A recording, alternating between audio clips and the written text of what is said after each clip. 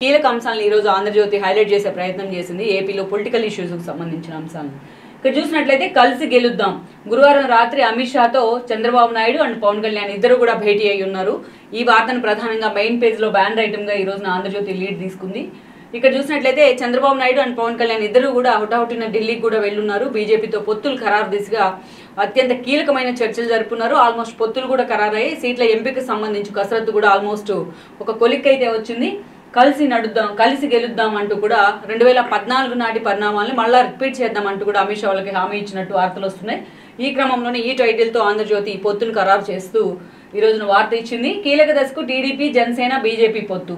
చంద్రబాబు, పవన్తో అమిత్ షా, నడ్డా భేటీ.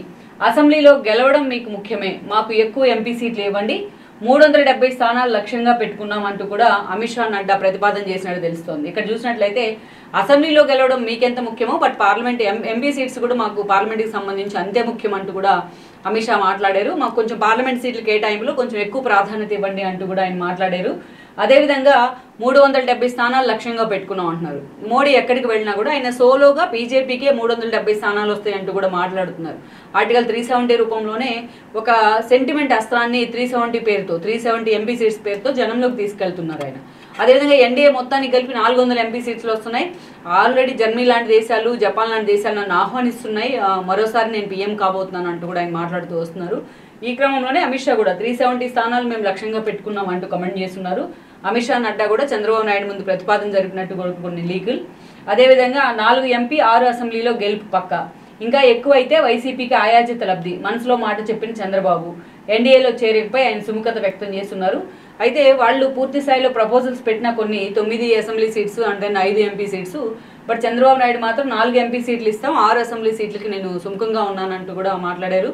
ఇంకా సీట్లు ఎక్కువయ్యే కొంది అది వైసీపీకి కూడా అనుకూలమయ్యే అవకాశం ఉంటుంది. బీజేపీ, టీడీపీ పొత్తును వైసీపీ ఎలివేట్ చేస్తూ కొన్ని సీట్లు సాధించే అవకాశం ఉంటుంది కొన్ని మైనార్టీ లాంటి సీట్స్ విషయంలో అంటూ కూడా చంద్రబాబు తన మనసులో ఉన్న మాటను అమిత్ షాతో చెప్పే ప్రయత్నం చేశారు.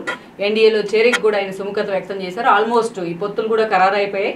ఆల్మోస్ట్ టీడీపీ ఇచ్చే సీట్లకు కూడా అటు బీజేపీ నేతలు కూడా గ్రీన్ సిగ్నల్ ఇచ్చినట్లే అనుకోవాలి. ఇది ఫైనల్ డిస్కషన్స్ అనుకోవాలి ఇవి. ఇక 2-3 రోజుల్లో పూర్తి స్థాయిలో సీట్ల పంపకాలకు సంబంధించి కూడా ఒక క్లారిటీ అయితే వచ్చే అవకాశం ఉంటుంది. ఈ వార్తను ప్రధానంగా ఇచ్చినారు. ఎన్డీఏలో టీడీపీ, జనసేన చేరిక ఖరారైంది. బీజేపీతో పొత్తు కీలక దశకు చేరుకుంది. పొత్తులో భాగంగా బీజేపీకి ఎన్ని స్థానాలు ఇవ్వాలనే అంశంపై ఢిల్లీలో సుదీర్ఘ చర్చలు జరిగాయి. బీజేపీ అగ్రనేత హోంమంత్రి అమిత్ షా ఆహ్వానం మేరకు టీడీపీ అధినేత, అదేవిధంగా జనసేన అధినేత పవన్ కళ్యాణ్ ఇద్దరు కూడా ఢిల్లీ వెళ్లడం జరిగింది. అమిత్ షా, నడ్డాతో భేటీ అయ్యారు. ఈ పొత్తుల అంశం అయితే దాదాపు ఒక్కొలికి వచ్చినట్లే అని మనం అనుకోవాలి. ఈ అంశాన్నే ప్రధానంగా ఈ రోజున ఆంధ్రజ్యోతి హైలైట్ చేసే ప్రయత్నం అయితే చేసింది.